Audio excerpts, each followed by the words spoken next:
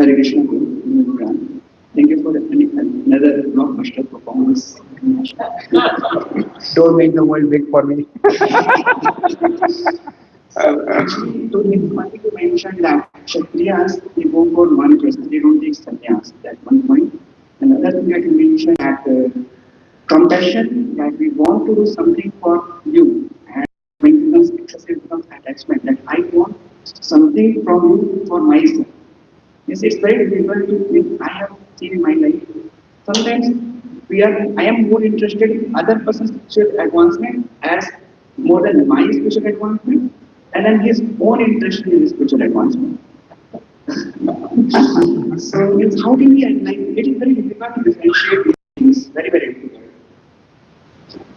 Okay, good questions. So let me start with the second question. See, the key test is that ultimately we can only assist. We can't control people. This is what we can do. This is what we can't do. When Krishna says, Vimrishyeta dasheshena yathechita kuru. You deliberate and do as you desire. So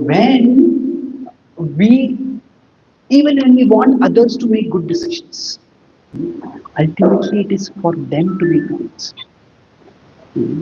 If they don't want to do it, we can't force them. So I care for you, it is true. But one aspect of caring for others is caring for their autonomy, acknowledging that Krishna has given them free will, and we have to respect that free will. Without that, we cannot just override. So if they are not ready to take up spirituality or not ready to take up spirituality at the pace at which we want them, then we have to let go. So what happens is that everyone is making this negotiation in their life. It's like right now I want to care for my present me and I want to care for my potential me. Like a child. A child may just want to play. The parents say you can't keep playing all day. You have to study. The parents care for the potential child. See, you can do so much more in the future. So now, if we care only for the present me, then what will happen is we will stagnate. I mean, okay, I want to enjoy it. I just want to be comfortable. And stagnate, or we can even degrade. But if somebody cares only for the potential, then what happens is we will suffocate. Because we feel I'm not able to do anything. I just feel crushed. I remember somebody would say, I want you to go back to Godhead and at the end of this lifetime.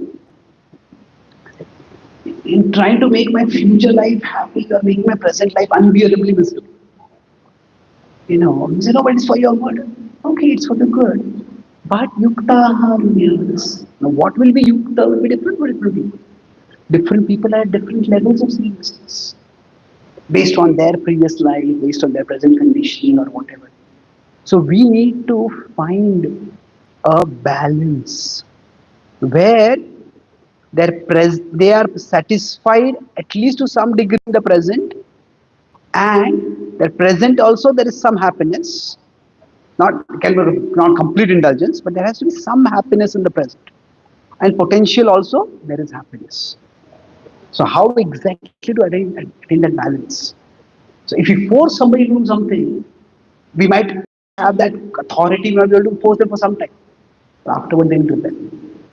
So each person has to arrive at that balance.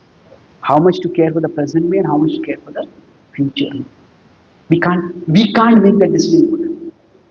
We can only make that decision for ourselves.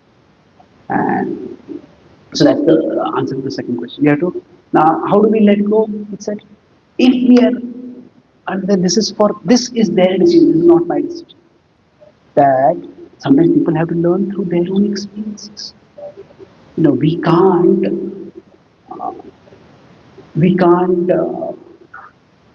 force wisdom onto someone. Wisdom has to come to them by their own growth, by their own choice. That is also a problem with religious fanaticism. You can put a gun in front of someone and convert someone. They'll kill you. But they don't, that doesn't bring Shraddha, that doesn't bring faith, that doesn't bring bhakti. So it is voluntary entirely. We have to pursue it. We can only pursue it to certain degree. And what are the first questions, sir? Kshatriya, one question. So what is the question? Which was that you mentioned that Kshatriyas go for non-press, they don't take sannyas. So what's the dynamics between? It's not necessarily that the dynamics, it's just that sannyas is a very elevated ashram, and those who have lived in a very high level of comfort, difficult to take up the austerity of sannyas life. So they take the return, not necessarily the sannyas ashram. So now, but it doesn't mean that it has to be absolutized. There could be some. The idea was that if you're a Kshatriya in this life, you will become a Brahmana in next life. Now, after becoming a Brahmana in this life, then you will attain, then you will take sannyas, and then you will get moksha. So it was seen as a multi-lifetime basis. In the Bhakti tradition, it is somewhat different. From whichever ashram we are in, Mami Bhakta Yeti Supapa Yodaya. From whichever ashram one is in, Tepi Yanti Param Gati. So the sannyas there and the sannyas in the Vaishnava tradition is slightly different.